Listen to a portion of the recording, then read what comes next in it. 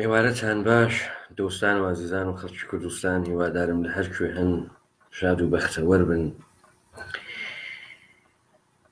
دیسانەوە کەیسی ڕامینی حوسێن پەناهی هاتەوە سەری داستانەکان و ئێمە وەکو ئەوەی کە ئیدعامان کرد کەیسی خانەوادەی حوسێن پەناهی ڕەوەندی خەباتی کوردایەتی زیندوو کردەوە.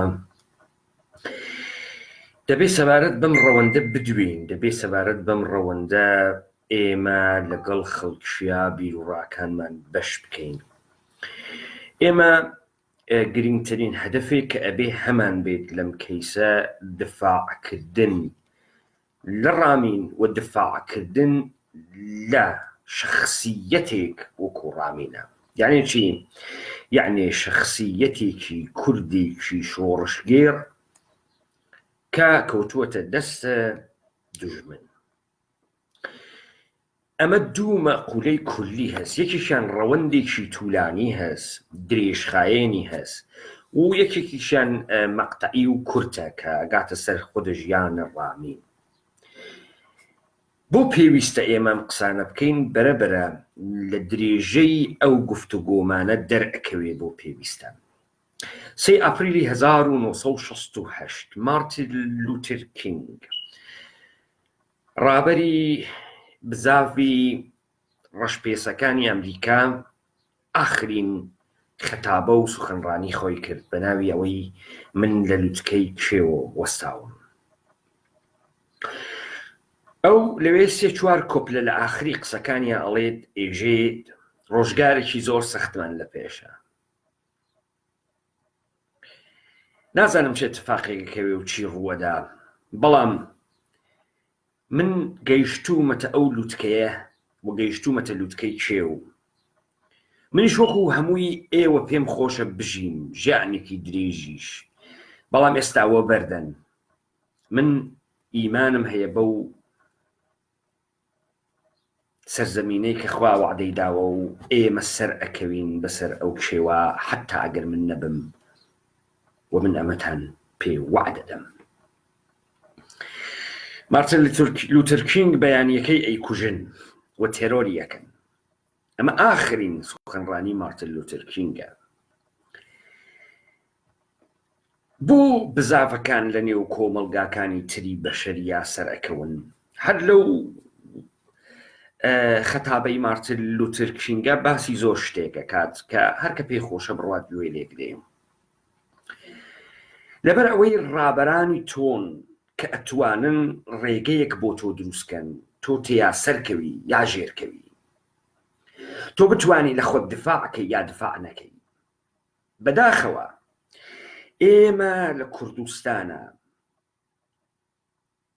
چ تاکە شەخصەکان، چ ڕووناکبیرەکان، چ گروپ و تاقم و جەریانی سیاسی لە چۆنیتی داڕشتنی خەباتکردن و مبارزەکردن باش هەنگاویان نەناوە، بە هەڵە ڕۆیشتون.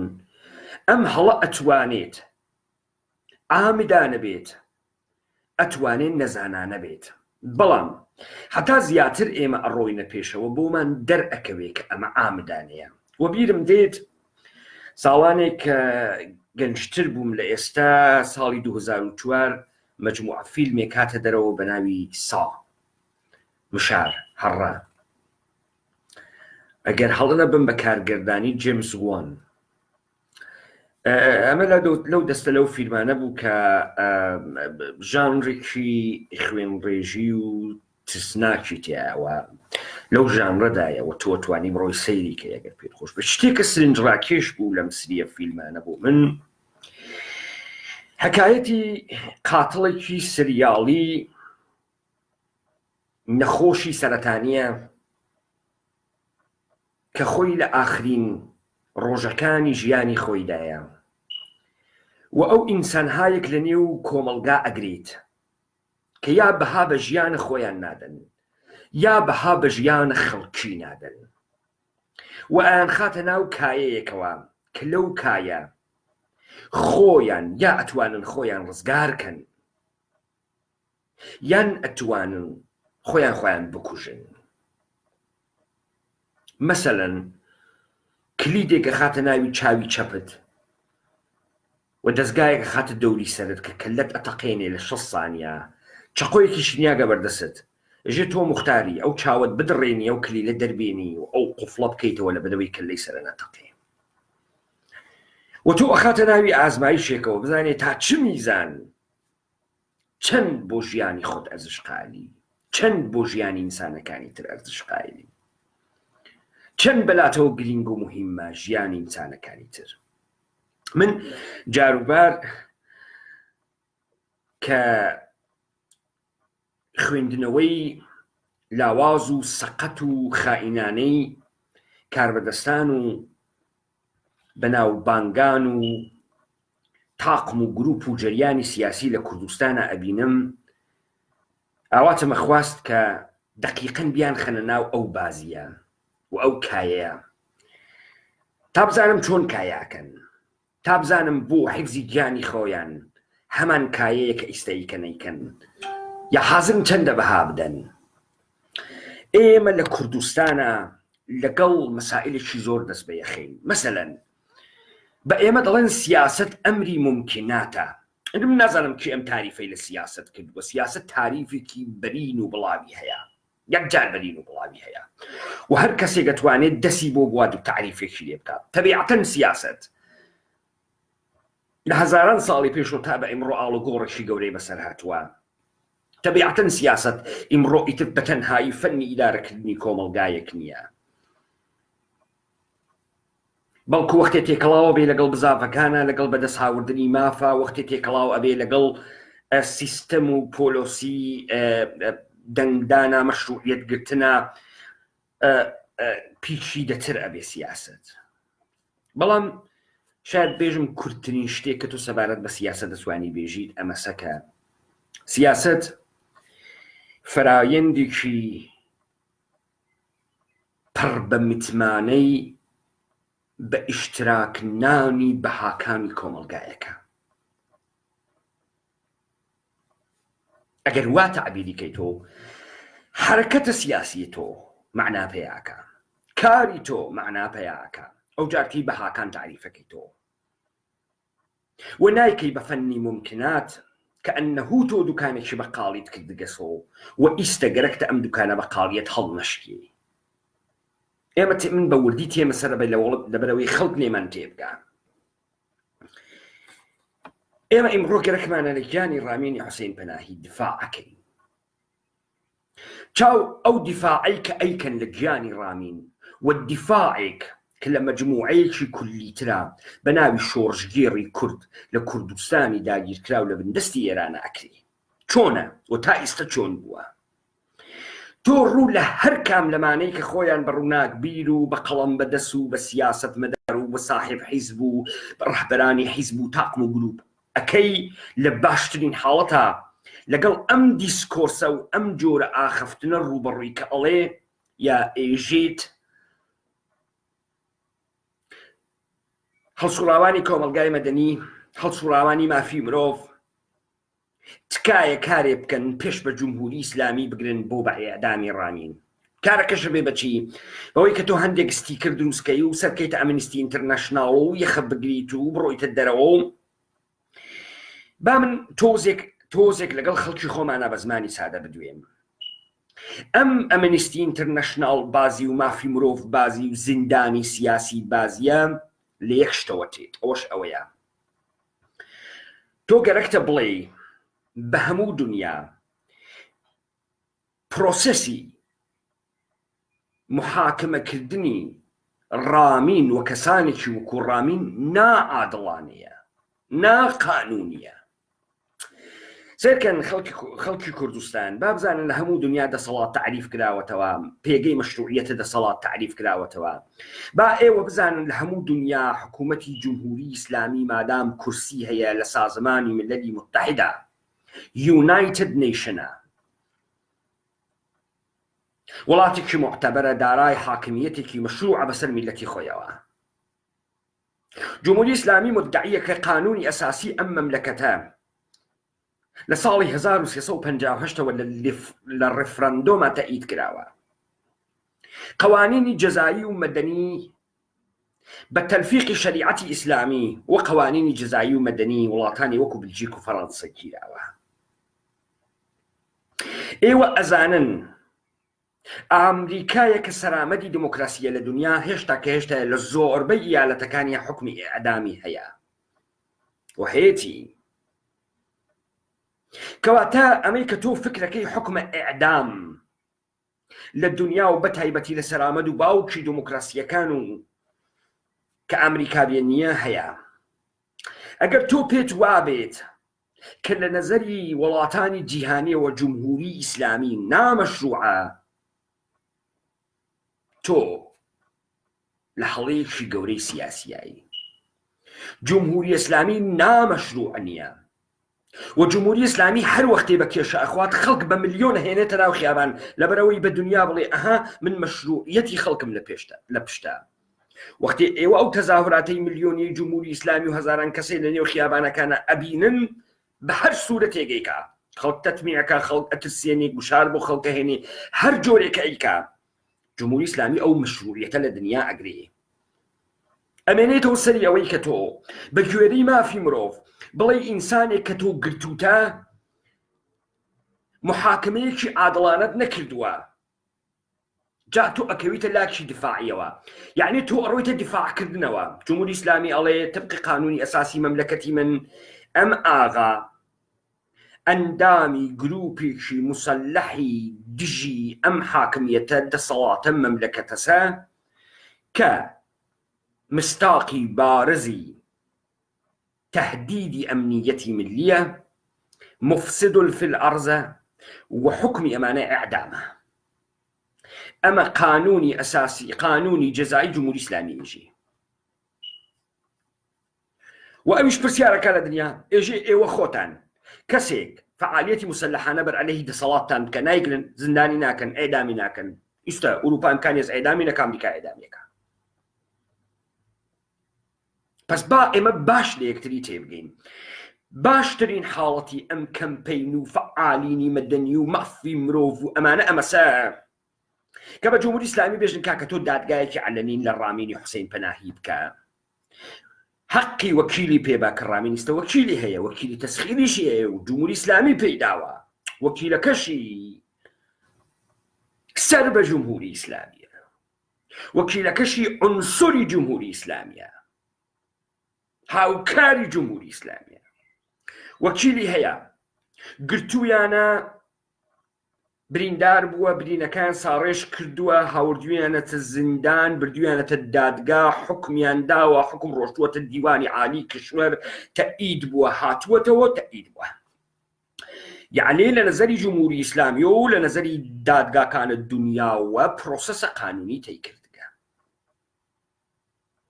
ئێمە لەگرا هیچ دفاعێکمان نامێنێ لە ڕامین بیکەین ئیلا ئەوەی کە تۆ ئەوێنی ڕابەری حیزبەکەی کەسانێکی تر تێن ئێژن بپاڕێنەوە بیکەن لە ڕێخوا ئێمە غەڵەتمان کرد ئێوەش بەریدەن. ئەمانە لە یەکەم هەنگاوە خەریکن ئەڵێن مبارزاتی کەسانێک وەکو ڕامین نامەشروعە. جمهوری ئیسلامی حەقیە زەمانە بکوژێت، ئەمانە مجرمن. تۆ گەرەکتە بە زۆر بیسەپێنی کە ڕژیمە ئێران ڕژیمێکی تۆتالیترە و زیندانی سیاسیمان هەیە و زیندانی سیاسی دەبێ بگیرێ. ئەو ئەڵێ تۆ فعالیەتی مسلحانەت کردووە وەهم فعالیەتی سیاسی تۆ جزئی گروپێکی ئێمە خوێنمان لە بینمانە. جمهوری ئیسلامی وا دەڵێ تۆ عەمەلەن ڕامین خەریکی بە کوشت دەدەی، ئێوەمانان عەمەلەن خەریکن ڕامین و ئەمسالی ڕامین بە کوشت ئەدەن لەبەرەوەی جمهوری ئیسلامی لەسەر پێگەی دەسەڵاتەوە وەستاوە. تۆ ئەکەویتە پاڕانەوە بە شوێن عتوفەتی ئەگەڕی، بە شوێن عتوفەتی ئیسلامیە ئەگەڕی وەکو مەلا بەختیار. تۆ بۆ ئەم کارت کردووە.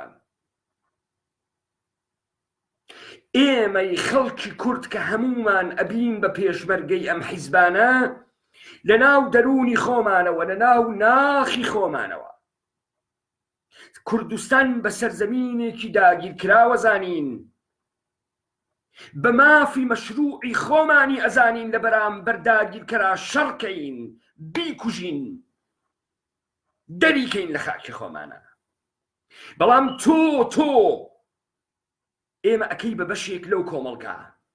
تۆ ئێژی ئەگرا ئێرانە، ئەگرا مەناتەقی کوردنشینی ئێرانە، ئێمە شارۆمەندێکی ئێرانین، یاخیەک بەرامبەر بە قانونی ئەساسی و دەستوری بنەڕەتی و قانونی جەزای جمهوری ئیسلامین، یان دەوڵەتی ئێرانین. دەوڵەتی ئێرانی یەخە بە تۆگرێ ئەژێ کاکە تۆ گەرەکتە حیزب دانی تبقی سازوکاری نظامی جمهوری ئیسلامی وەرە حیزب دانی، گەرەکتە فعالیەتی سیاسی بکەی ئەوە هەڵسوڕاوانی کۆمەلگای مەدەنی لە ئێرانە خەریکن کارەکەن، گەرەکتە فعالیەتی ژینگە بکەی وەرە بیکە، گەرەکتە مان بگری وەرە بیگرە. ئەوە نییە لەبانە ئیگرن، ئەوە نییە لەبانە ئیگرن. تۆ داوای چیەکەی؟ تۆ داوای چی ئەەکەی ئەسلحەت گرت کە بەدەسۆ بەرامبەر بە من؟ بێجگەلەوەی تۆ یاخیت، بێجگەلەوەی تۆ جنایەتکار و تێرۆریستی، کەواتە تۆ ئەگەر تێرۆریستی من دەبێ بتکوژم، حکمی خۆمە بەسەر تۆ. تۆ ناتوانانی هیچ دفاعێکی لێ بکەی. کاکە ئێوە نایەڵن ئێمە دفاعی لێ بکەین. کاکە ئێوە بەم کەمپەین و مافە مرۆڤ بازیتانە نایەڵن. کاکە ئێوە کورتان کردگە بە ئێرانی دفاعێکی لێ ناکرێت. دفاع ناکرێت. تۆ وەختی ئێرانی بێ هیچ دەلیلێکی نییە ئەسلحە بگری بەدەسۆ بەرامبەر بە دەوڵەتی ئێرانی.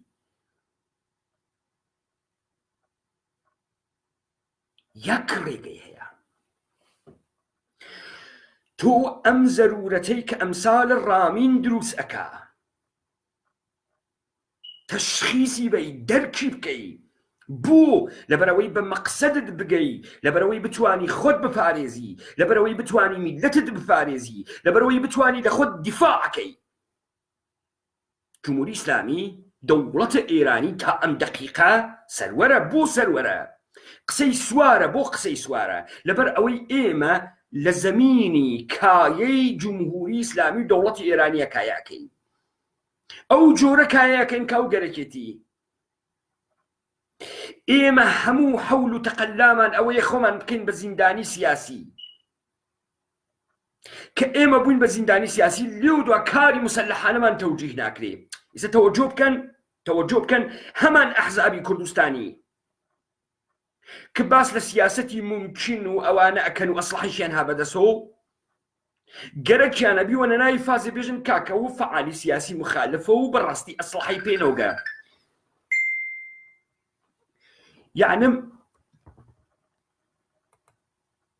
یعنی ئەگەر ئەسلحەی پێ بوایە حەقی خۆتان و بیکوژن.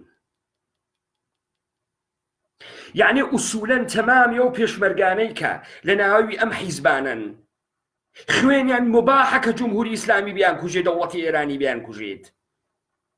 ئەمە ئەم مەعنا ئەگەیەنێت ئەگەر بێجگە لە مەسە بفەرمون عەرزەی کرد بزانین بێجگە لە مەسە، کەواتە ئێوە بە دفاعی ناشیانەتانەوە کە هەدەفتان هەیە لەم دفاعە.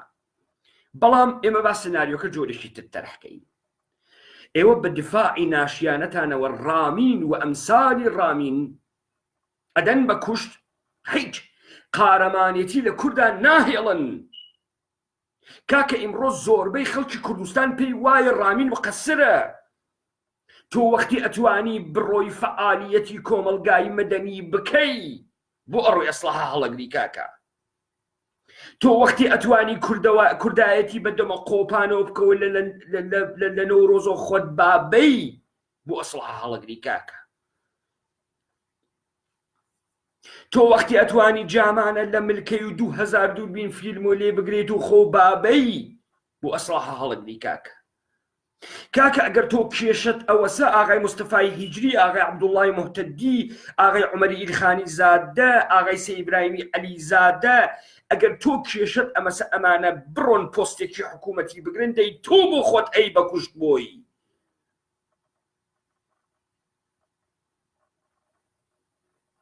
مەگەر بۆ ئەمانە سیاست ئەمری ممکنات نییە. بۆ کوڕی خەڵکیان بەکوشت. ئەمری ممکناتی ئێوە چوار کورسیە، چوار کورسی دەسەڵاتە لە تارانەوە. با ئێمە سناریۆکە وا تەرحکەین. ئێمە میلەتی کوردەمانە و مبارزەیە کە ئەیکەین لە بەرامبەر داگیرکاری ئەم سەرزەمینەیە کە کوردستانی ناوە.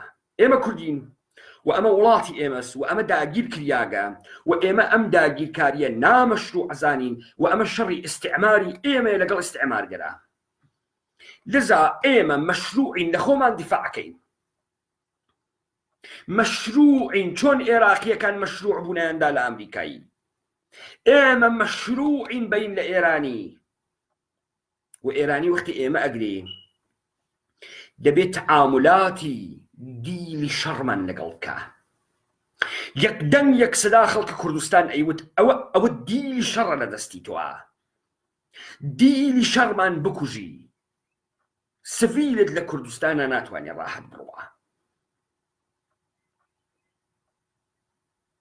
و ئەو جار ئەمان توانی شکات بکەین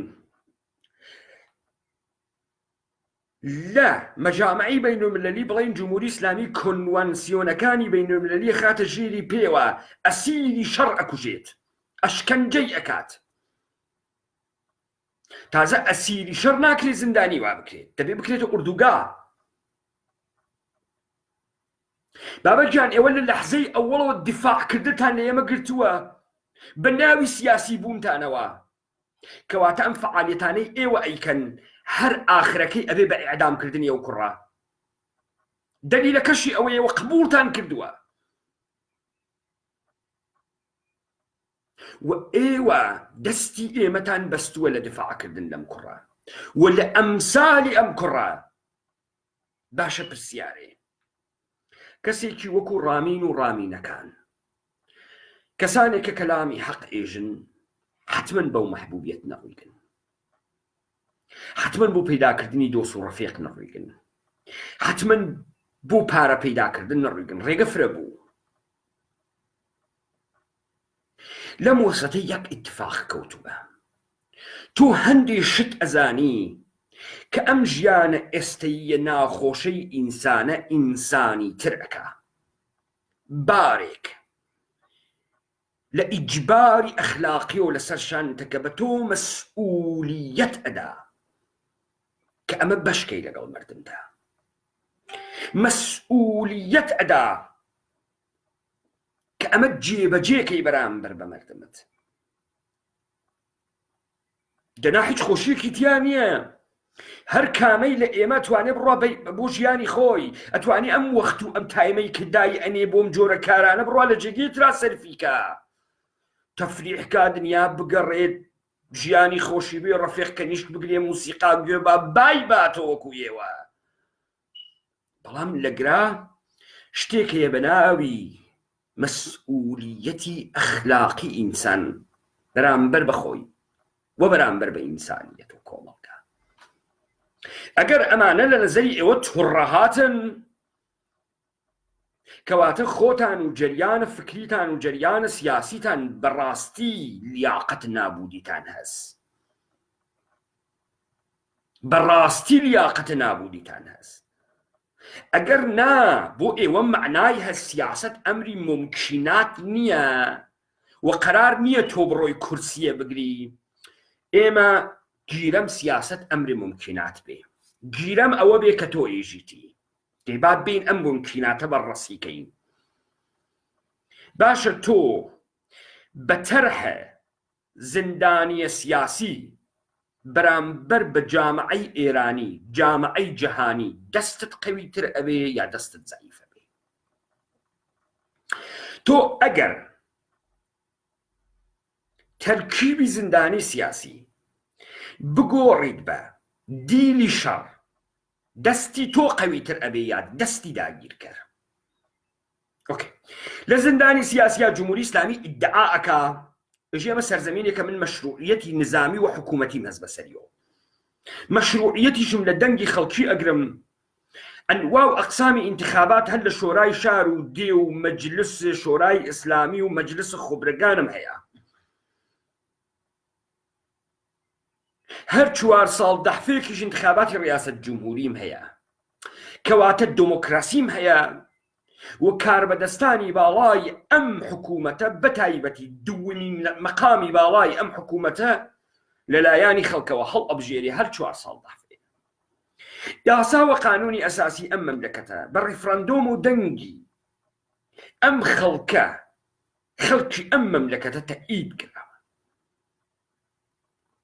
ئاخر براکەم تۆ وەختێ چەند ڕۆژ پێش لە مەهابادا 3 نەفەر ئیعدامەکەن بە جورمی قەتڵ، خەڵکی مەهابادی هاوار ئەکا بژی جمهوری ئیسلامی بۆ ئیعدامەیکە. تۆ پێت وایە جمهوری ئیسلامی جامعەی جەهانی کوێرە ئەمە ناوێنێ؟ مەسەڵەن تۆ چی دفاعەتوانی بکەین؟ نە بە ئیعدام باشە ئەمریکا خۆی ئیعدامی واتیە، ئەمریکا تۆ کەمپێنێکی جیهانی بکەیتەوە بەرامبەر بە ئیعدام بێسی ئەمە داستانێکی ترە. ئەمریکا تۆ بتهەوێ خەباتگەری کورد شۆڕشگێڕی کورد بپارێزی ئەمە داستانێکی ترە. ولەگرا فقط رامین نییە، ئەمسالی رامین فرە هەن، ئەخر پۆزیشنی رامین هەیە لەگرا کاکە.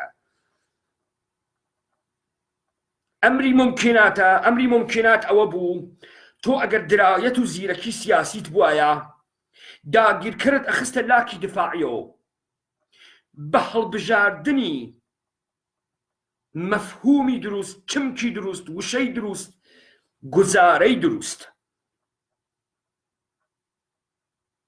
تۆ تەوەجۆ بکە ئەمانە دەمیان گرتووە بە جەمهوری ئیسلامی و وەری ناکەن کە ئەنەهوو مەسەڵەن حکوومەتی شاهنشاهی سولەیمان موعینی نەکوشت، حکوومەتی شاهنشاهی مەسەڵەن قازی محەممەدی نەکوشت، مەسەڵەن تۆ زندانی سیاسی بوایەتە لە کاتە حکوومەتی شاهنشاهی نەکوشتی، کە ئەنەهوو تۆ بەیانی دوو بەیانی حکوومەتێکی سەکولار دابنێ ناگرنتیا بتکوژن یا سەرە بکە نەژێری ئاو بە بەهانەی سەهمخاهی لە کوردستانەوە و دەوڵەتی کوردیەوە. خب سیاست ئەمری ممکناتە. تۆ فرە سەختت بوو زندانی سیاسی بگۆڕی بیکەی بەدی لە شەڕ، تۆ فرە سەختت بوو بڵێ کوردستان سەرزەمینی داگیر کراوە، تۆ فرە سەختت بوو بەجێ ئەمەی فیدرالیزم بگەوجێنی و بیخونجێنی و بیهێنیتە دەوری سەرت و بیگەوزێنی بیکەی بەوەی کە ئەم داگیرکردن لەم خاکە بڕواتە دەرەوە من سەرزەمینی ئێمەیە. کامە ئەمری ممکناتە؟ ئەوە ئەمری ممکناتە تۆ لە عێراق دانیشتووی، تۆ وایتە ژێر چەکمەی یەکێتی و پارتیە، وایتە کوردستانی داگیرکراو لەلایەن عێراق و وایتە ژێری موعاهیداتی سپای پاسداران و کام ممکنات ئەپارێزی و ئەمسالی رامین تۆ ئەیدەی بەکوشت و تۆ مقەسری لە خوێنی رامین بە جەرگی خۆی کردووە، قارەمانەتی خۆی کردووە و ئەمسالی رامین کردویانە. تۆ بە دفاعێکە ئەیکەی رامینە دەی بەکوشت. ئێمە لە جێگەی مەشروعیەت بۆ خەباتکردنەوە ڕۆشتوونەتە جێگەی ئینسانی تەبەهکار. ئێوە ئەڕۆنە تەلەڤیزیۆنەکانی فارسی زوان ئیسرارەکەن کە رامین چەکی پێ نەبوو، با چەکی پێ بێجا چییە؟ بۆ ئێمە مەگەر خەباتی چەکداری ڕەتەکەینەوە؟ بۆ ناتوانانی لەو چەکە دیفاعکەی؟ دەی ئەگەر ناتوانانی دیفاعکەی بۆ گرتووتەتە دەسەوە بیجاکەی چەکە گریتە دەسەوە کاکە داینێ و چەکە. ئەڵێ کاکە سەبارەت بەمانە قسە بکەم نابێنەکەی لەبەرەوەی ئەمانە ئێمەیان داوە بەکوشت، ئەمانە مەسئولی خوێنی ئەمساڵی رامینن، ئەمانەم کوڕانە دەست و پێ بەستە ئەدەن بەکوشت. ئەنا ئێمەمان ئەمان زانی چۆن دیفاع لە رامین کەین، ئەمان زانی چۆن دیفاع لە ئەمسالی رامین کەین. ئێمە هەرە قسانەکەین بەیانی ئەمانە هەر ئەزریکێنن بۆ زیندانی سیاسی. ئێمە ئەڵێن کاکەم کوڕاسیری شەڕە و دەبێت تەعاملاتی ئەسیری شەڕی تەکا بکەن. ئێمە ئەڵێن کوردستان وڵاتی داگیرکراوە و ئێوە داگیرکردن و ئێمە مەشروعین لێتان بین وەزیفەی ئەخلاقی ئینسانیمانە کە لێتان دەین و دەرتان کەین. ئێوە ئێمە هەرەکەنەوە ئێرانی کە ئێمەتان کردو ئێرانی. ئێمە ئەبین بە یاخی تەجزیە تەڵاب، خوێن ڕێژ، جەردە دز مفسد في الأرض، إقدام عليها أمنية ملي. ئێوە وا ئەکەن بە ئێمە، وامان پێکەن، ئێوە وامان پێکەن. کەیس رامین قابل دفاع نییە. بفلسفي إيوه قابل دفاعنية كيس رامين فلسفي إيوه وايجي سازمان عفو بين الملل أمنستي انترناشنال رامين وحسين پەناهی محاکمەیەکی عادڵانە نەکراوە جمهوری ئیسلامی تێت ئێژێ من گرتم وەکیلم پێدا بردمە دادگا تیماریشم کرد لە دادگاوە ئەوە حکومەکەیەتی ئەوە جورمەکانێتی خۆی ئاعترافی پێی کردووە هەناردمە دیوانی عالی کشوەر ئەمە بروکراسی پێش دیوانی عالی کشوەر حکومەکەی تەئید کرد هاوردمانەوە موسیبەتی بەسەر خانەوادەیان هات دەستمان ڕاگرت و دیسانەوەیستە حکومەکەی ئیجراکەی نەما عیداڵەتە و عیداڵەت بۆ گشت کەسێکە و عینی عیداڵەتە ئێمە سەوادی سیاسیمان نییە متعەسفانە کاورا پێی وایە لە دەرگای حیزبی کۆڕەوەی کلاشینکۆفی کوتێ تێشانی و فرە باسەواد بووگە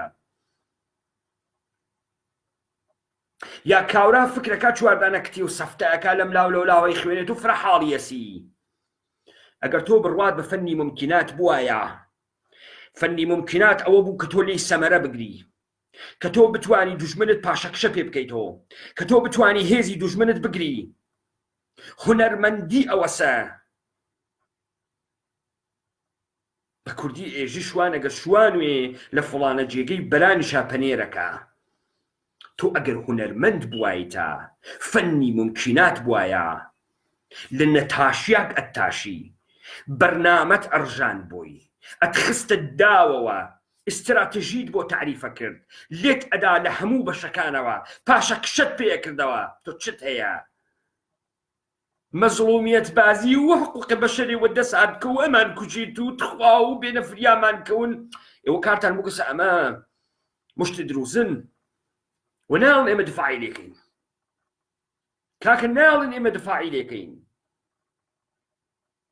ئێوە بەم کارەتان خەریک لە مەسابەتەکەن جمهوری ئیسلامی لە فشار ئەترسی لە کوێ ئەترسی جمهوری ئیسلامی فعالیەتی دموکراتیکی تیا ئەکرێ دەوڵەتی ئێرانی ئیجازە ئەدات ئەگەر ئێمە دموکراسی بێرین مەوجودیەتی ئێمە بە ناوی کورد پارێزراوە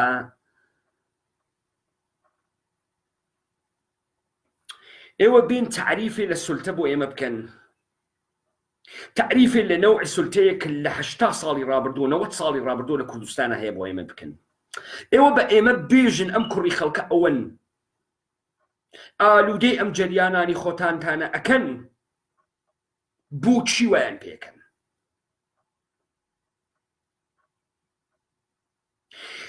یەک ڕێگە دفاع ماگە لە گیانە خۆمان ئێمە میلەتێکین دفاعمان نییە میلەتێکین کەس پشتمانی نەگرتووە میلەتێکین کەس تەیارمان ناکە کەس حیمایەتمان لێ ناکە میلەتێکین پەرتەوازە بووگین میلەتێکین هەموو کارکردەکانی دەسەڵاتی داگیر کرد بەسەرمانەوە تاقی کراگەسەوە هەزاران پرۆژەمان بەسەرا تاقی کراگەسەوە ئێمە ئەمێنین و عیدەیەکی گوڵبژێر ڕۆڵەی بەجەرگ و شۆڕشگێڕی ئەم وڵاتە کە ئەبێ بتوانین دیفاعیان لێکەین هەم لەوان دیفاعکەین هەم ورە بە خەڵکەکەمان بین هەم داگیرکرد لە ئێمە بترسێ هیچ عملێک ئێستا ئەگەر پشتیوانی خەڵکی لەگەڵا نەبێت سەر ناکەوێت بابەت گیان ئێوە بەم کارە کردتانە نیوەی خەڵکی کوردستان پێی وایە ڕامین موجرمە بۆ دەستی بۆ ئەسڵحە بردگە بۆ دەسەوا بۆ ئەسڵحە مەگە فعالیەتی مەدەنی نییە مەگە تۆ ناتوانی کەوت بفرێنی و نەورۆز بگری و خۆ بابەی مەگەر ناتوانی مان بگری و دوکانەکە داخێ وەکو بانە دێ بۆ ئەسڵحە گریتە دەسەوە ئێوە ئەم کارەتان بە ئێمە کردگە ئێوە ئێمەتان خستکەسە لاکی دفاعی و ئێمە ناتوانین لە مەفهومیشا لە خۆمان دفاعکەین بۆیە وەختی ئەڕۆنە تەلەڤیزیۆنە فارسیەکان BBC و وۆیس ئۆف ئەمریکا هەر تەلەڤیزیۆنی رادیۆ فەردا دەسوپێتان ئەلەرزێ لە خۆتان دفاعکەن ناتوانن دفاعکەن لە خۆتان بەڕاستی ومە تجزیە تەلەڤیزیۆن و ئیرانی هەستیم و دەر ئیران بزرگ شدیم و یەک ئیرانی دموکراتیە سێکولاریە فدرالیتی میخواهیم ئەرێ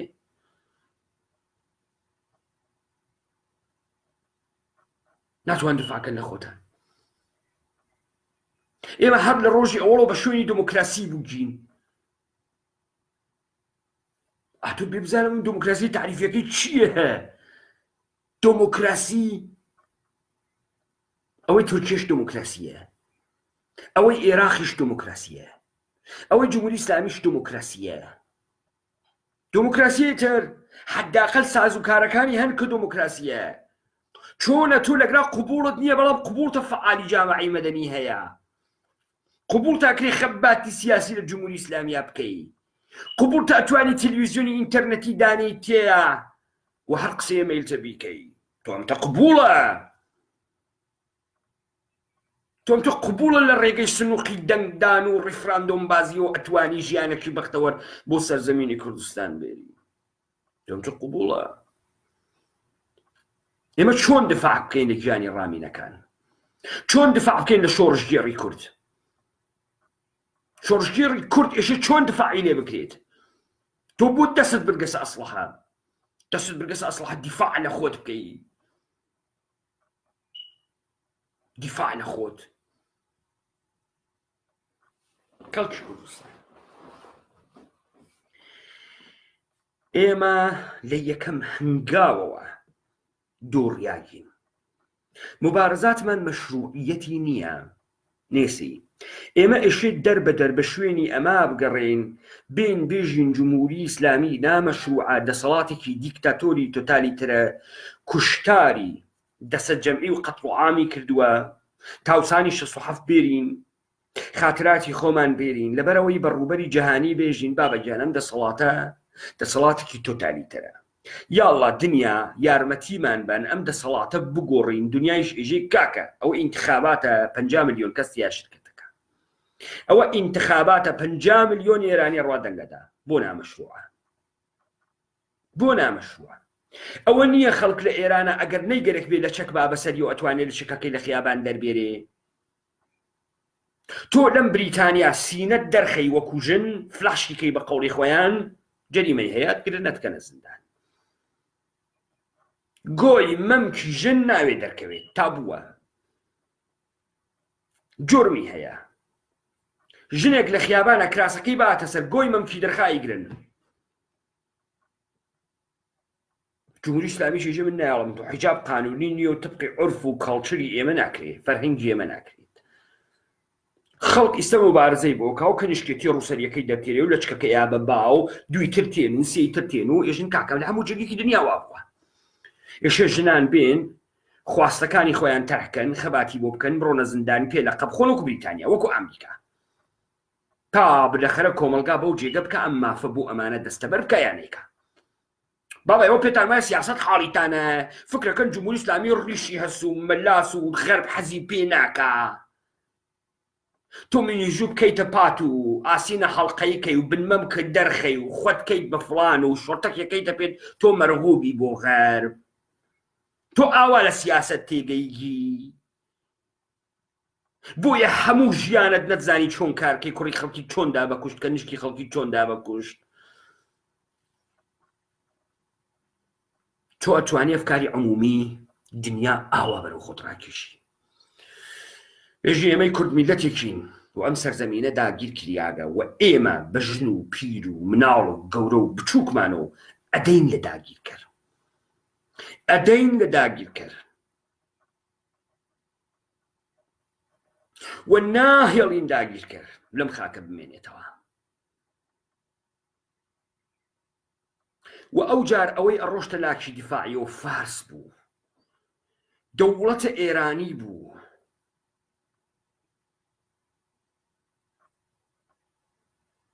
و دەوڵەتە ئێرانی بوو مەجبور بوو بیسەلمێنێ بێژێ کاکە ئێوە وڵاتێکی تر نییان، ئێمە داگیرکەر نیین، تکاو لێ ئەەکەم هەڵمەچۆ، ئێمە بەم فەکتە تاریخیە بەمە یەک وڵاتین، ئەو مەشە بەهاتەیە سابتی بکردە ئێمە یەک وڵاتین، دەسی ئێمە لە پێش بوو، ئێمە دەستمان خاڵیە ئیشی بە ئەقڵ و مبارزەکەین، کە پشتمان خاڵیەشی بزانین چۆن مبارزەکەین، چۆن ئەتوانین هێز بگرین، و ئەمە ئەقڵی گەرەک، ئەمە دەریافتی گەرەک، ئەمە خوێندنەوەی گەرەک، ئەمە هونەرمەندی گەرەک، ئەمە تاکتیکی گەرەک، ئەمە بازیخانی و بازیزانی گەرەکە. مافی ژنان و مافی منداڵان و مافی خوێندن بە زمانی دایکی و مافمانگەرەکە و کورسیمانگەرەکە و کوردستان خۆمان ئیدارەکەین و وەکو مەسعود و وەکو جەلال و واقعا ئەمەسە خواستە ملەتە کورد ئەمەسە ڕامین بۆ ئەمە گیریاگە ڕامین بۆ ئەو کارەی کرد ڕامی نەیتوانی پلاکار دەگرێتە دەسەوە وەکو ئەم فعالینی مەدەنیە و بێژە خوێندن بە زوانە کوردی و بڕاتە لای بەرزنجی فێرە زوانە کوردی بێت و نۆرۆز جامانە کاتە دەوری ملی و کەنیشکێکی ئارایش دەبواتێکی خۆیان و خۆی بابا و خۆی پشەکنێتەوە و خاکیە بکاتە بری و قارەمانیش مەگەر ئەوە نییە ئێوەیک ڕامین بوو دەستی بردە بۆ ئەسڵ بوو ئێوە بوو لەمە دەرەچن بوو جوابی نادەنەوە بۆ فەزای کوردستانتان مەسموم کردگە ئێمە پێمان ناکرێ ئێوە پێتان ئەکرێ دموکراسی بێرن بۆ ئێران فەنی ممکناتە پێتان ئەکرێ دموکراسی بێرن بۆ ئێران جمهوری ئیسلامی بەو ساختارە قودرەتمەندە بنەڕەتی و دەوڵەتە ئێرانی هەڵتەکێنن دەوڵەتە ئێرانی ئەزانی کەی هەڵەتەکێ وەختی ئێران ببێ بە فیدراڵی ئەو جۆرە کردەوە فکرەکەی و ئێرانی بۆ تۆم لەخەم ناکە ئێرانی بە تۆ باج نادا تۆ هەموو گرەوەکە لەسەر ئەوە بەسکەس و ئەمریکا بۆتی بخە ئەمریکا بۆتی ناخە ئەمریکا و تەحریمانەی کرد لەبەرەوەی مشتەبا خامنەئی دابنێت جمهوری ئیسلامی 20 موشەکینیا بە ئیسرائیلەوە ئیسرائیل خۆی وتی جمهوری ئیسلامی بووە یعنی ئیعلامی شەڕ بە ئیسرائیلی تر یعنی ئیعلامی شەڕ بە ئیسرائیل جاران ئەوە حماس پێمیۆنیا جاران ئەوە حیزب الله پێمیۆنیا ئیمڕۆ جمهوری ئیسلامی خۆد ئیسرائیلێژێ 20 موشەکی پێمۆنا ئەمە یعنی تەعەڕوز بە خاکە ئیسرائیل و ئیعلام جەنگە بە ئیسرائیل ئەی بۆ ئیسرائیل دەمەی تعبیر نەکردەوە بە عنوانە ئیعلام جەنگ بۆ لێی کردەوە دقیقاً دوای ئبتاڵکردن بەرجامەکەی ترامپ ئەم نەمایشیانە ئاغای ئیسرائیل و ئێران خستە ڕێ بۆ خۆ لە خۆتان ناپرسن ئەم ئیسرائیلە قودرەتمەندە قەبە 180 دانە کولاهەکی هەستەیی هەیە بۆ ئیعلامی شەڕی نەکرد بەژێران پەلامارمیدا بێژێران 20 موشەکی تێگرتم 27 موشەکی تێگرتم بۆ مەگەر ئێوە نایژن ئەمریکا پەلاماری ئەدا و ئەمریکا دژمنی ئێرانە و بەڕاستی جمهوری ئیسلامی ئەخا مەگەر ئێوە نایژن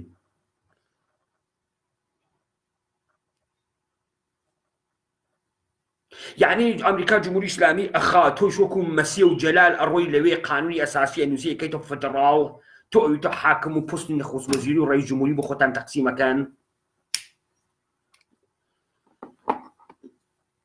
خەڵکی کوردستان ئەمانەی کە ئێژن سیاست فەنی ممکناتە بۆ ئەوان ممکنە ترامپ لە ئەمریکاوە هەڵسێنن ترامپ بێت ساروخە ئەمریکایی سەربازە مەرێنزە ئەمریکایی 1 ملیۆن نەفەر بێرێ ئێران تەسخیر بکە ئەمانە بە کورسیە بگەن لە مەجلیسی ئێران ئەمە ممکناتە ئێمە ژین کوردستان سەرزەمینی داگیرکراوە و لەگەڵ ئیشغالگەری کوردستان و داگیرکەری کوردستانە شەڕ ئەکەین ئەمە ممکن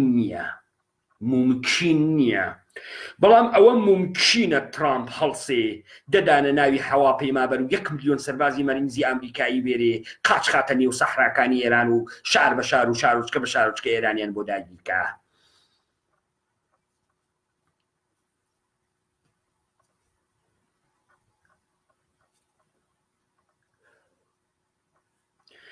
ئێمە لەم بەرنامە و دیبەیتانێکی بۆ ئێوە کردمان خەڵکی کوردستان وتمان هەموو شتێک غەڵەت و بە ئێمە بێژراوە خەڵکی کوردستان سەیری ئەم گوزارەکەن کوردستان حەی و حازر وا لە بەردەستمانە کوردستان دایک و باوکمان و خەڵکتیا ئەژید کوردی واتیا کوردستان 4-5 نەفەر فارس هاتکە بە یارمەتی کورد و ئیدارەیەکە داگیری کردە خۆ ئێمە ناڕۆین وڵاتێکی تر فەتحکەین ئێمە کافیە خەڵکەکەمان بەو قەناعەتە بگا ئەم وڵاتە داگیری کریاگە بابەت گیان ئێمە ئەو کەسانەی کە سەدان هەزاران خوێنیان لەم خەڵکە گرتگە کوڕی خەڵک و کەنیشکی خەڵکیان داگە بە کوشت تێن ئێژن ئێمە ئێرانین دەی خەڵکی کوردستان بۆ ئێشێ شەڕ بکا لەگەڵ ئێرانە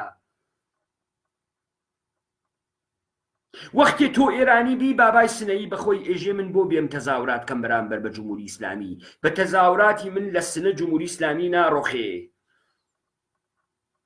بە تەزاهورات لە تاران ئەویش گرتنی هەوانی رووز گرتنی پێگەکانی سپای پاسداران گرتنی ئەرتەش مسلحبوونە ملیۆنیە مردم گرتنە مرکز و محلات پاستۆر مەجلس شۆرای ئیسلامی رادیۆ تەلەڤیزیۆن گرتنە دانە بەدانە سەرانە جمهوری ئیسلامی ئیمکانی هەست نزامی جمهوری ئیسلامی بڕۆخێ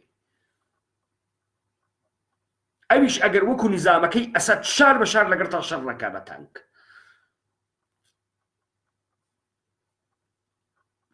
بۆ ئەمەی ئێوە ئەمری ممکناتە وەم ممکنە ئەوەی ئێمە ممکن نییە ئێمە ئەگەر ئیمڕۆ خەڵکی کوردستان هەموو باوەڕیان بەمە بوایە کوردستان سەرزەمینی داگیر کراوە خەڵکی کوردستان باوەڕیان بەوە بوایە ڕامین ئەسیری شەڕ و دیلی شەڕە جمهوری ئیسلامی توانی ئەعدامی کە ئەیتوانی ملهوڕانە بیهێنێ و بیبات و دادگا بیبا و دادگا بیهێنێتەوە دادگای نامەشروعە محامی و وەکیلەکەی نامەشروعە جرمێک کە بەسەر ڕامین ئای سەپێنێ نامەشروعە ڕامین ئەسیری شەڕە و ئێمە ئەمانتوانی 10 نەفەر لە جمهوری ئیسلامی بگرین بیگۆڕینەوە لەگەڵ ڕامین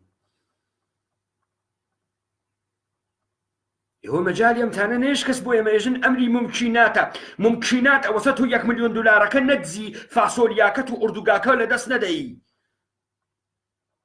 هەموو گرەویشت بە ئەوە بوەسی تۆ ترامپ 1 ملیۆن سەربازی مەرێنزی ئەمریکایت بۆ بێنە ئێرانە بۆ بگرێ بڕۆی لەگەڵ ئاغای ڕزایە پەهلەوی کە ئەمریکا بە مەشروعی ئەزانێ حاکمی بەعدی ئێرانی دەسەکەیتە یەکێ ئای ڕزای پەهلەوی توخوا ئیدارەی کوردستان بە من بۆ ئیدا بە تۆ بۆ ئای ڕزای کورد ئیشێ بۆ بیدا بە تۆ ترامپ هاتکە ئێرانی ئازاد کردگە و سەربازی هاورگە سەناوی بوو چی ئیشێ بیدا بە تۆ لەسەر چی فرە شیرینی فرە ئەخلاقمەندی لەسەر چی ئیشێ بداتێ مەگەر ئەوەی کە گەرەکت بێ کوردیان بۆ کاولکەی ئەگەر تۆ بڕۆی وعد بەی بێژی من کوردستان کاول ئەەکەم میلەتی کورد نابوود ئەەکەم ئەیانکەم بە کۆیلت وەکو ئەو بێشەرەفەکانی کوردستانی عێراق وا خەڵکی کوردستانی داگیرکراو لەلایەن عێراقەوە نابوود کرد بۆ ئێران و بۆ عێراق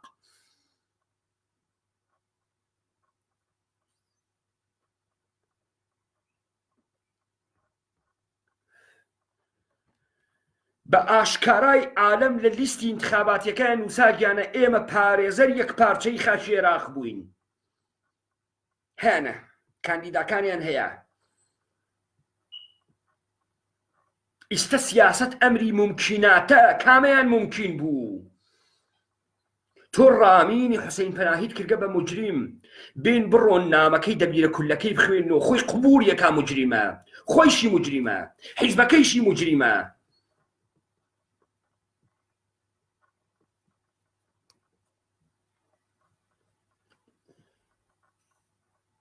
تۆ وەختی مبارزاتی میلەتێکت کاول کرد کاول بەمەیژن ئێمە بە چ زوانێ بێژین خەڵکی کوردستان خۆ بە بەنگالی قسە ناکەین بە کوردی خەریکین قسە ئەکەین هەر کەسێک کە تێت چارەنووسی ئێمە ڕەش ئەکا ئێمە ئەدا بە کوشت نابودمان ئەکا مەرگی یەواشمان بۆ تێرێ مەرگی خامۆشی کولتوریمان بۆ تێرێ لە 2-3 جیلەوە نابودمان ئەکا لە داگیرکەر خەتەرناکترە خەڵکی کوردستان ئێوە نازانم چ بەرداشتێکتان لە داگیرکەر هەست حتمما خەڵک پێی وایە داگیرکە بابای سەربازی ڕیشووی ئیتلاعاتیە ڕزای پەهلەوی ڕیشسێتیەخەی کراواتی نییە شیکە شیرینە بابا سەدام حوسێن لە گشتیان شیرینتر بوو 2 متر باڵای بوو ئەمە قەپی سیۆڵی بوو خۆ بە قیافە نییە ئێوە پێتان وانییە ئوستاندار شەهردار ئوستانداری بانک ئەمە نەهاتهای ئستعمار گەرن دوای ئەوەی کە چەکمەی سەربازەکانی گەیی ئیعمالە سولتەی لە ڕێگەی نەهادەکانی وەکات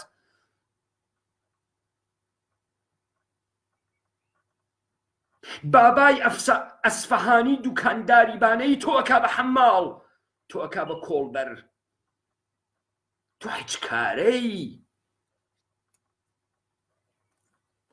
کێ دەسی لەم ئاهەس ئەمانە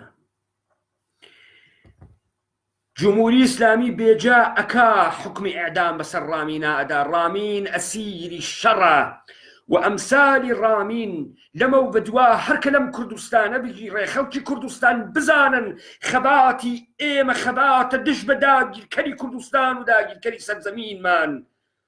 ئەوەی لێمان ئەگیری حەقی مەشروعی خۆیەسی بەرامبەر بە داگیرکەر شەڕ کات مجرم نییە. تەبقی هیچ قانونێ لە دنیا مجرم نییە. بۆیان نییە ئەسیری شەڕ محاکمەکەن، بۆیان نییە لێی بپرسن. کنوانسیۆنەکانی بەینولمەلەلی وەژێر پێخەن، ئەسیرمان بکوژن. ئینسانی سڤیلیان نایەڵین قاش بقاتە ناوی خاکی کوردستان. ئەسیرمان بکوژن. ئەوەی بە فارسی قسە بکە بێجگە لە کوردی، ئەوەی سەر بە داگیرکەر بێت ئەم نییە لە کوردستانە. کنوانسیۆن ڕعایەت نەکەن، هیچێک بەرامبەریانە ڕعایەت ناکەین. ڕۆڵەی ئێمە مەشروعیەتیان نییە مەحکومیکەن و محاکمەیکەن لە بێ دادگاکانە خۆیانە، لە دادگاه ئیستیعماری خۆیانە. قیامە مەردەمە کوردستان، قیامە بەرامبەر بە داگیرکاری. بۆ ناهێڵن دفاع لە ڕۆڵەکانمان بکەین؟ بۆ ناهێڵن بتوانین دفاع لە شۆڕژگێڕەکانمان و قارەمانەکانمان بکەین؟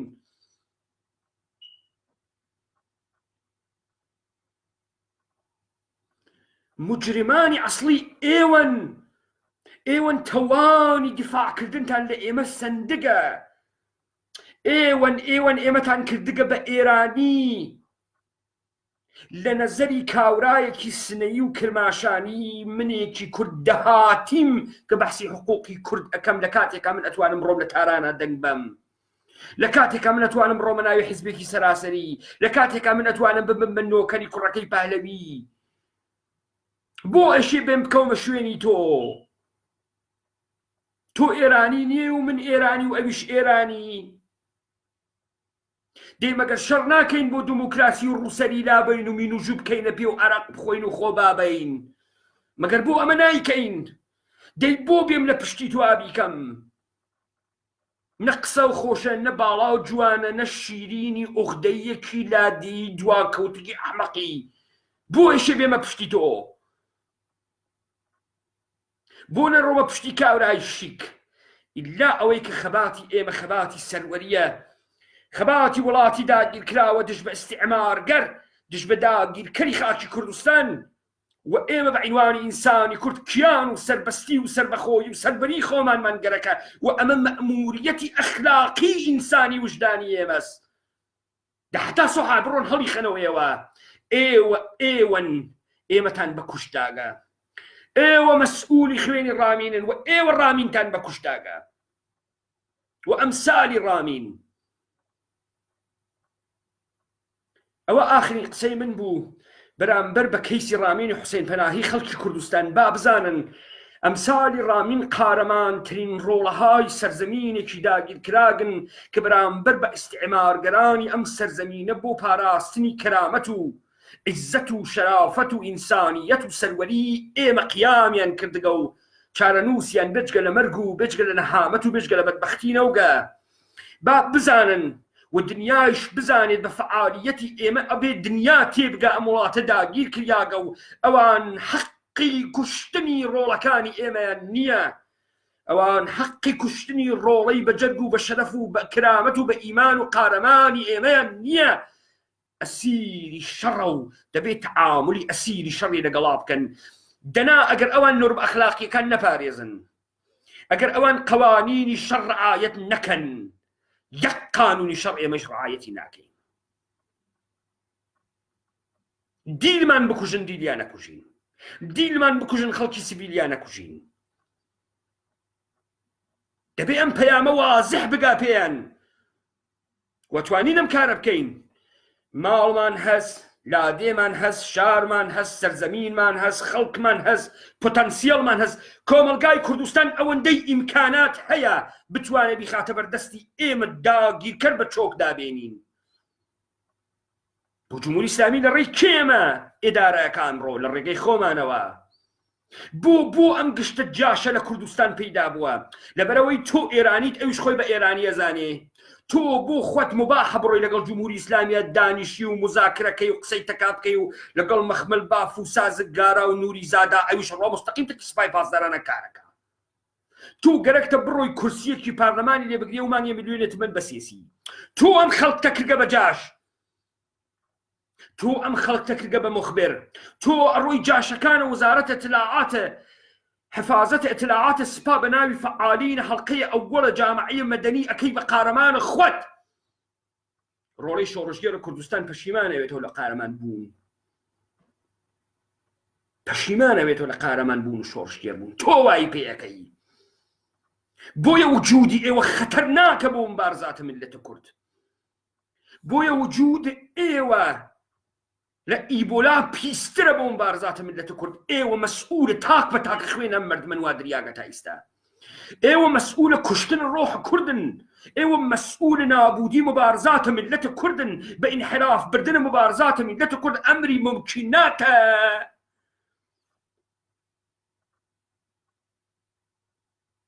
امري ممكناتا تو تاران بروخيني ممكنة بلا ممكن نبو يما 6000 خويري فارس دركي نخاكي خومانا تو بود ممكنة خلقي كردستان بوجيغا بگيني گش كسي من وجوب كاتباي بو ديمقراسي ايران خوي بابا كشت ممكن نية خلقي كردستان تيبقام سرزميني داگير كراوة خليك منابعي تالانا خليك وجودي خوي غارت اكري خليك خوي تاراج اكريت ونابودي اكن ولا برام بريابي وسيد اما ممكن يا كمان ممكن تربو كمان ممكن تربو ما قرتو ايراني نيتو سيكولاريزم غيركو ديمقراسي دي براميني بكشت اي براميني انك كي كوجن سريوا اي بو امن هامتي بس الخانه وادي حسين فناهياتك ما قرتو ديمقراسي نغيركو سيكولاريزم اوكي للدنيا خلقي كردستان دفاع كردن لكيسي رامين وكيسي خانوادي حسين پناهیه كان وزيفيك اخلاقي وجداني شورش جيرانس كيكبر بو هميشه لميجوي كردستانا ايما بايانك بدين بحماقة السياسي خومن ايما بتوانين بريقي بنرتي وسولي داقي كريخاكا كمان وميلتا كمان چوك بيدا بدين وباشق شي بيبكينوا جمهوري إسلامي وقت توا وخلقي كردستان معتقد بكرامين أسيري شر دسي ألرزي دسي بوبوا دسي ألرزي دادقا بازي وبروكراسي بازي بوبكاتو وكيل التسخيري بوبقريتو نمايش باتو عكس باتا درو دسي ألرزي چون استا أسيري قرتقام وناتواني أو لبيرتان دي ارتشي عراق 12 أمريكاي لناصرية أولي شر 2003 قرت بركان زخمي بون بركان كوجياون بركان مظلوم بيالي تايان دابو بدسيانه كان جن رشي بو امريكا اعتراضي كرت رفتارتنا شايستو ببرامبر باسيره كان مان مرنزي امريكاي روبو عراق داگيركا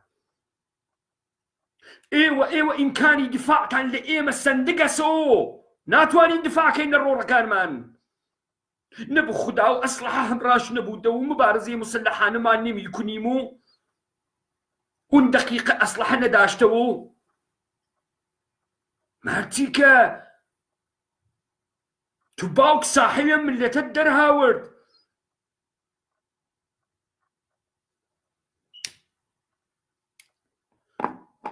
دي اگر واسه كوي كانوا كاكا برونو فعالية مدنية كان قنبابا نوروزو وجامانا كان ملتان وخاطي بوشنو كلاسي زوان او ونفا سدن تنيا كاريان دناوي حزب كان ابو قصوي الف باي كردي فيربون وبراستي تو كردي قسناكي وبراستي ناتواني كردي بنوسي اما يتبو قصو او جشورش دير يانو الف باي كرديانس ولولا ودولتي كردي لولا وارونا بارلمانو ايراني فدراتيف ديرن إيراني فدراتيف تيرين فعاليتي أنا ما قلت دان شيء مشاو إن لا كردي أنسن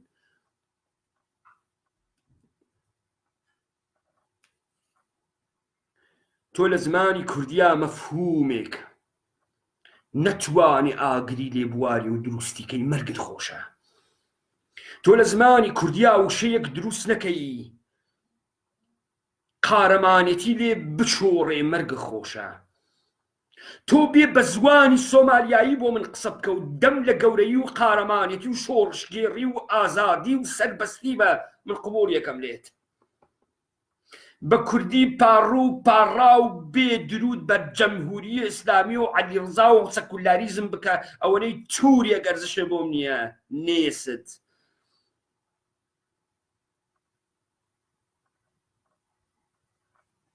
جەماعەتی خوایشتەکەم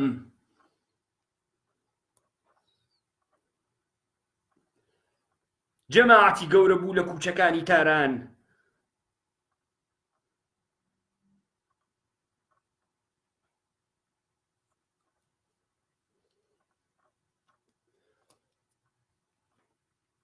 فکرەکەن ئێمەمانان هیچ نازانین ئەوان عەلامەی دەهرن بە منافقی و بە درۆزنی و بە پەستبوون و قەبارە بچووکی خۆیانەوە گەرەکیانە دەستخەنە بینە قاقای میلەتێ نابوودیکەن میلەتێ بە عەزەمەتی میلەتی داگیرکراوی بەندکراوی کوردستانەوە هەر بەم مەفاهیمە ئێمەیان خەساندەگە پێ بڕۆن چاوێک لەو کوردستانەدا گیرکراوەی لەلایەن عێراقەوە بکەن هەر بە مەفاهیم ئەم خەڵکە خەسیاگە هەر بە چمکەکان خەسیاگن خائین و خادم نییە یەکێتیە و سەروەرە و گەورەس و دزە و جەردەس و خوێڕە و دزی خاسە جەردەی خۆشە برە فەرهەنگی ئێمەس نۆکەری خۆشە و ئەی تۆ نازانی بەندە نۆکەرم ساحیوی تفەنگ و تەزویە و خەنجەرم خزمەتکار ئاغای سەروەرم باوەحیز هەڵسە بکەوە بەرم ئەمانە مەهاڕاجەکان و نەوابەکان کوردن وا مەسئولن لە بەرامبەر مەرگی مێژووی ئێمە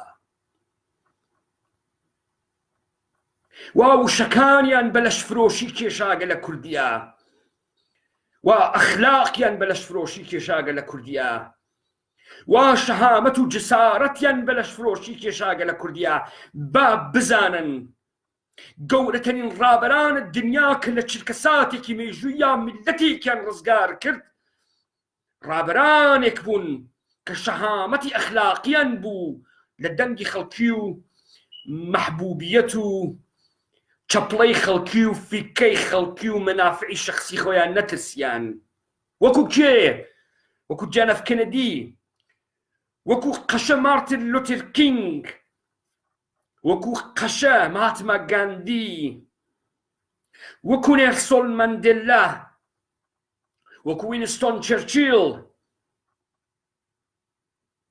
ئێوە فکرەکەن بە زۆریەتی و منافقی و دووڕوئی و درۆزنیتان ڕێگە بە جێگەیەکەوەن کوابانەتان کوابانەی قارەمانتان دوکاندا ئەخەین ئێمە و بڕاستی و لە ڕێگەی تەشکیلاتمانەوە و بڕاستی و سازماندهی ئەکەین و کواچیتان کرد سوپای بەزدەران کۆی کردەوە سوپای بەزدەران کردی و کۆی کردەوە یۆش کەوتن ناوی بازیەکە کەوتن ناوی بازیەکە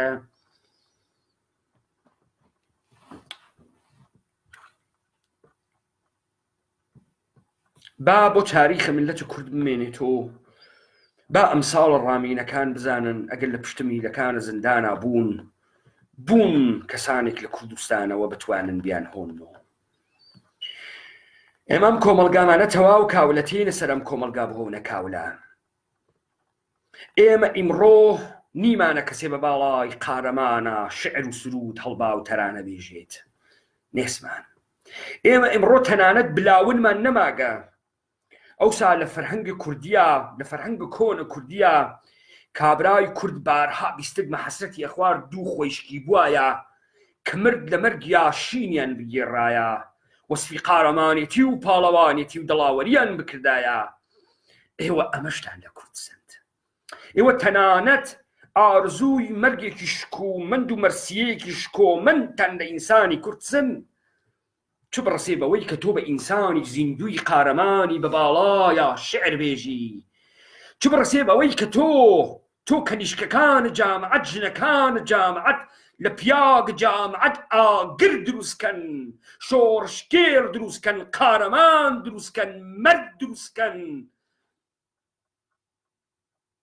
ژنەکان جامعەت بە باڵای قارەمانەوە سرود بێژن و بیهۆنەوە و بیهۆنەوە وەکو فابیەن،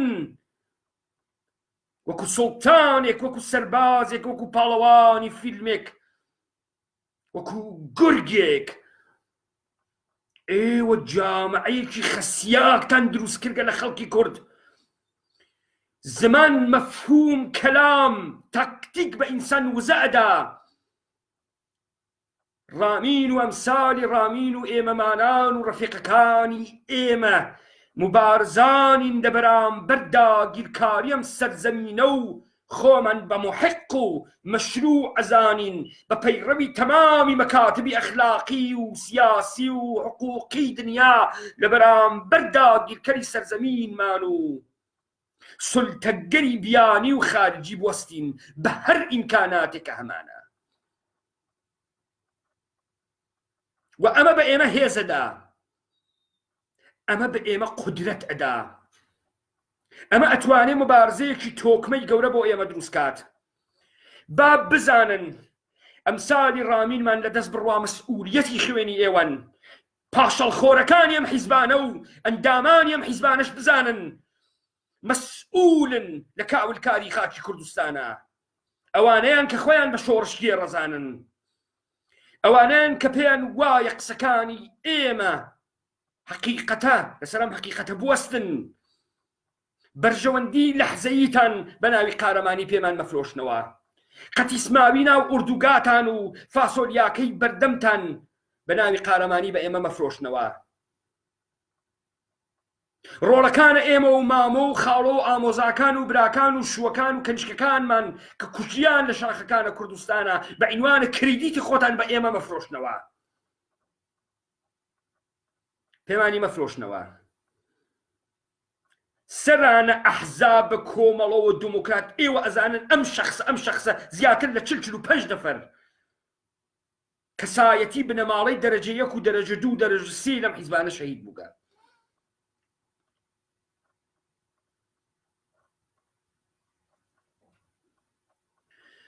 ئێوە بۆتان نییە گیانە عەزیزەکانە ئێمەتان گرت لەمە و بعد گیانە ڕۆڵەکانە ئێمە بێبەها بێ ئەرزش بگرن، سووک بوون ڕۆڵەکانە ئێمە. حاکمیەت جمهوری ئیسلامی بزانێت، دەوڵەتە ئێرانی و داگیرکەرە ئێرانی بزانێت ئێمە ئەم دیسکۆرسی داگیرکاری ئەهۆنینەوە و ئەم دیسکۆرسە ئەچەسپێنینە ناو دڵە خەڵکە کوردستان.